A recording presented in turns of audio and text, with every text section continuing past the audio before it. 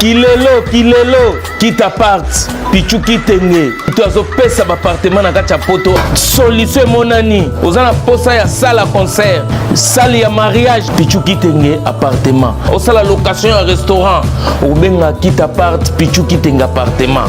Ozana posa ya événement, au défilé de mode, au ba maman ba roya réunion, au soki nini. Pichu kitenge appartement kita part. Ozana besoin ya louer terrain. Oh na banda otumbaka ntaba na ngai na nenga poto zone industrielle kita part pichu kitenge appartement. Olingi ofungola o ba bureau kita part pichu kitenge appartement. Numéro ya téléphone 0033 75 14 32 126. Benga na kita part pichu kitenge appartement. Olingi ko sala achat ya lupangu na poto. Ozana Kisasa, ozana Ngola, pichu kitenge. Ba kitenge ba ebele me wana kita part. Check.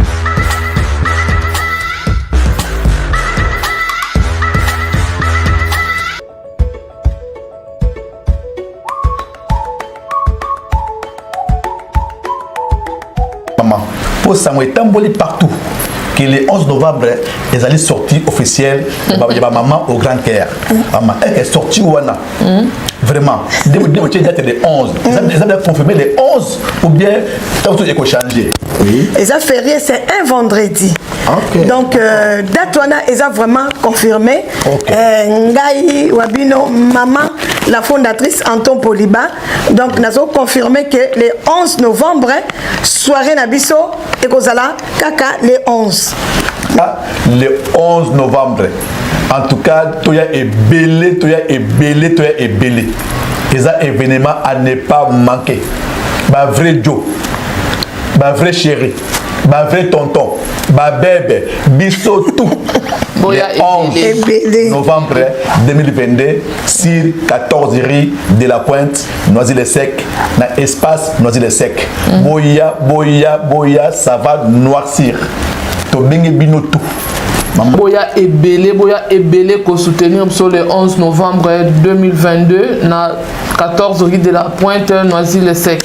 En tout cas, tous en a posa ya soutien na bino. Boya vraiment ebele. Pe to koyamba bino kitoko makasi koleka. Boko sepela na soirée wana. Donc to koyamba bino maboko polele botala ka ba mama ya mitema minene. Ba mama ya mitema minene donc ezo lakisa déjà bolingo makasi. Donc boya ko soutenir biso pe to kende ko soutenir bana na tous en a bongo na Kinshasa na ba veuve wana. Même vie soirée boye ezalate. Soirée VIP. Maman, bébé. Botala, papa chef. Donc, beaucoup CP là, jamais vu. Boye belé. Maman, bon côté. Et ça bongo. Malabile 11 de Makambo 2022 et Koinda grave na Katia Paris. Ça va noircir comme d'hab. Voilà. Les mamans au Grand Caire. Bisous.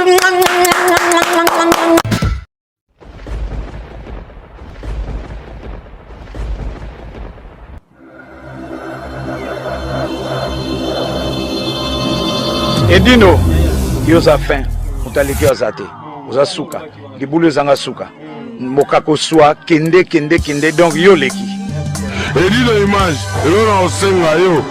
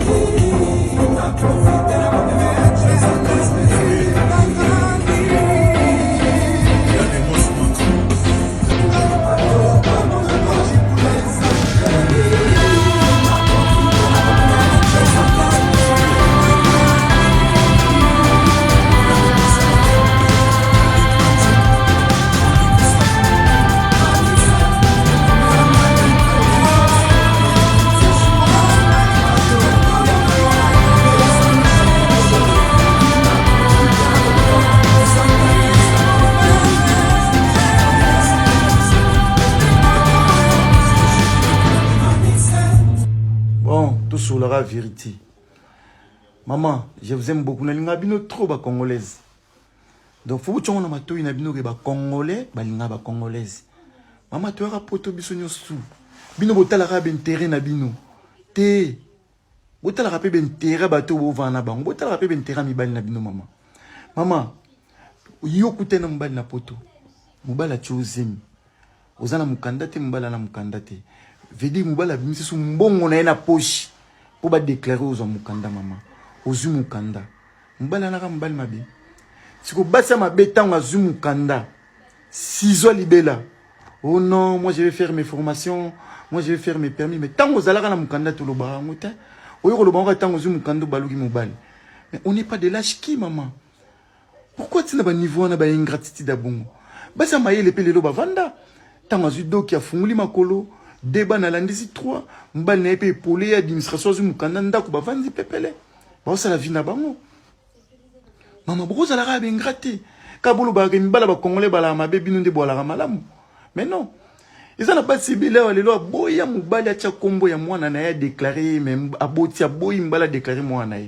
Pourquoi boya? Parce que ba futa mwana 170 €. So yo tie kombo na o mama ba komo futa mwana ba ba 670 € plus 131 €. Tant ba yo ba so mbongo ya famille waniko okom na ba 900 et quelques. Mais bozo ba retomber na ngote. Les lois ba ve djuna ba osala ba fierté bana na ba po ba djuna. Mon lobby banana so bakumba Mbappé. Moi na porta kumba mbala porta kumba mamate. Botika banoko ba déclarer banana bango. Bozo boya pona ba 131 €. Bolika mbongo bosala nango. Ya ba levito ya ba kuti mama. Lelo passé belé bana respect banana bango te na poto. Ba pesa nda ku seno ba sexe bana. Ale bino bozo bana bo mélanger deux sexes différents chambres moko aux chambres moko a potia ba locataire. Ba se belé ba bimisa bana na bango na ba salon bana ba ola na salon. Pour y avoir na chambre à tchaba locataire. Nous sommes là pour qu'ils soient balupangu na Congo. Au bando tonga lupangu na pour soza locataire sani. Pourquoi ba presser? Ya ko tonga ba terrain na bino boke somba ba tonga na projet. Vous avez CDIT mais vous olingara oke tonga mbangu. Maman bolingi mbongo trop. Vous respectez mbali na bino te. Après le bambala ba congolais ba lingara bisuti. Mbalo a sacrifié kombo na e propre moi na sacrifié pour zo mukanda au balu kelié au tche ciseau. Après le bagimbalo na lingara moi na ote. On n'est pas de lâche qui maman. Biso nyos to ba ime. Tout ça la bien. Et c'était que biso to lingara bino bolingara bisuti. Bino bo ramité maman be pourquoi? Yebsanga mutuni e colonie na ko sacrifier propre moi no pour zo mukanda. Ye colonie yebsanga. Mais Congolais salayam. Pourquoi vous ramitez maman bien abisso maman? Vous êtes la gentille maman. On n'est pas de lâche qui.